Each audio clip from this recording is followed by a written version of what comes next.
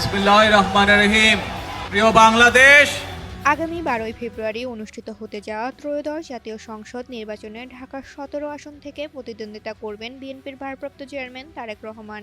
আজ দুপুরে রাজধানীর সেগুনবাগিচায় বিভাগীয় কমিশনারের কার্যালয়ে তার পক্ষে মনোনয়নপত্র জমা দেওয়া হয়েছে। আজ সোমবার দুপুর 12টার দিকে ডক্টর অ্যাসোসিয়েশন অব বাংলাদেশের প্রধান উপদেষ্টা অধ্যাপক ডক্টর ফারাদ হালিম ডোনার এই মনোনয়নপত্র জমা দেন। এ সময় তার সঙ্গে উপস্থিত ছিলেন বিএনপি চেয়ারপারসনের উপদেষ্টা পরিষদের সদস্য আব্দুস সালাম এবং দলটির ক্রীড়া বিষয়ক সম্পাদক আমিনুল হক। এর আগে গতকাল তারেক রহমানের পক্ষে মনোনয়নপত্র সংগ্রহ করেছিলেন বিএনপি চেয়ারপারসনের একান্ত সচিব এবিএস আব্দুস সাত্তার। ঢাকা 17 আসন ছাড়াও তিনি তার নিজ জেলা বগুড়া 6 আসন থেকেও নির্বাচনে লড়বেন বলে জানা গেছে। এদিকে তারেক রহমানের এই আসনে প্রার্থী হওয়ার খবরে রাজনৈতিক সমীকরণে এসেছে বড় পরিবর্তন। ঢাকা 17 আসন থেকে নিজের প্রার্থিতা প্রত্যাহার করে নিয়েছেন বাংলাদেশ জাতীয় পার্টির চেয়ারম্যান আন্দালিব পাত্র। তিনি এখন তার পুরনো নির্বাচনী এলাকা ভোলা 1 আসন থেকে প্রতিদ্বন্দ্বিতা করার সিদ্ধান্ত নিয়েছেন।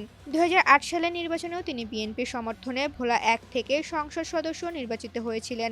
নির্বাচনী এলাকায় তারেক রহমানের প্রার্থিতা নিয়ে নেতাকর্মীদের মধ্যে এখন ব্যাপক উৎসাহ উদ্দীপনা বিরাজ করছে। ঋতুপর্ণা, জনকণ্ঠ।